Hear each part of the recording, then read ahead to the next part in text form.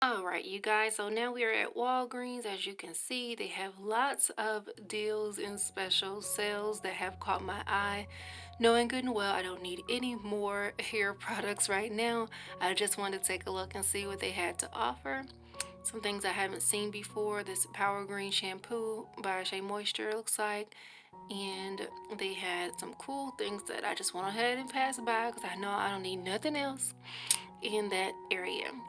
So now I'm actually looking for some children's Tylenol. That is why I came here. So I'm just looking to see if I can find it. I did not see the actual name brand Tylenol, but I did find some children's pain relief. The Tylenol down there was for adults. So just looking, one of my little ones had a toothache. So we're just trying to help keep the pain at bay until he gets to his dentist appointment.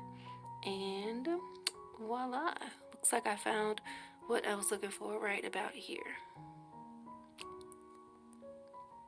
And I was a little surprised to see that they had the Easter baskets out already, considering it's not even Valentine's Day yet. But hey, and now we are just back on the road, headed home. It looks like the rain has slowed down, but all in all, it was a pretty good day. Super quick vlog. I just wanted to bring you guys along with me.